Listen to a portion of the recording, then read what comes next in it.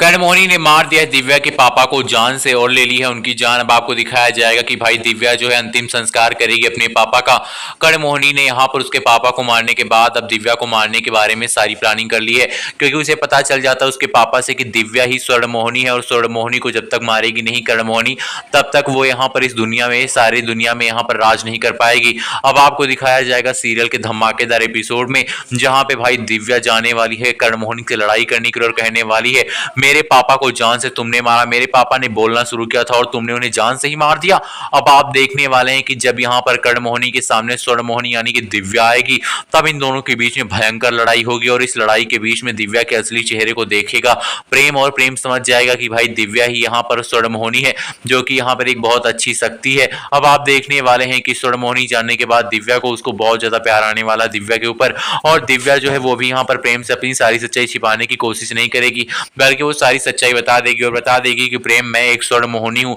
और मेरे पापा को कर्णमोहिनी यानी कि तपस्या की मां ने मार दिया, और तपस्या कोई यहाँ पर आम साधारण लड़की नहीं बल्कि ये भी यहाँ पर कर्णमोहिनी की बेटी है। अब भाई तपस्या जो है वो डर जाएगी, उसकी सच्चाई सामने आ गई है प्रेम की, इसलिए वो यहाँ पर फिर से दूसरी चाल चलेगी। और दूसरी तरफ आपको दिखाया जाना है कि भाई जो कर्णमोहिनी है वो दिव्या को मारने के लिए फिर से धरती पे आएगी,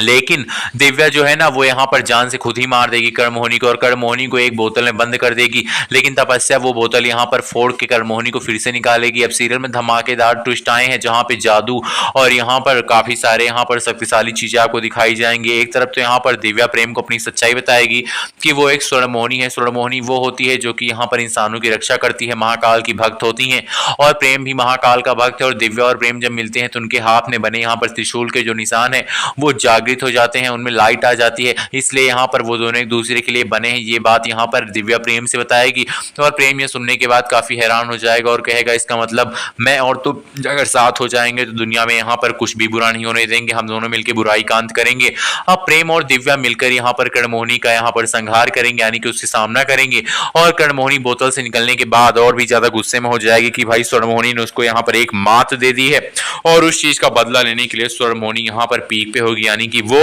आकाश में जाकर ऊपर से बहुत सारी यहाँ पर शक्तियों की वर्षा करेगी, दुष्ट शक्तियों की, ताकि यहाँ पर वो सबका अंत कर सके। लेकिन ये चीज इतनी आसान नहीं होने वाली है दिव्या और प्रेम के लिए, क्योंकि दिव्या और प्रेम को इसके लिए लड़ना होगा कर्णमोहिनी से। वीडियो को लाइक करके बताइए दिव्या और प्रेम की जोड़ी आपको कैसी लगती है, अच्छी या फिर खराब।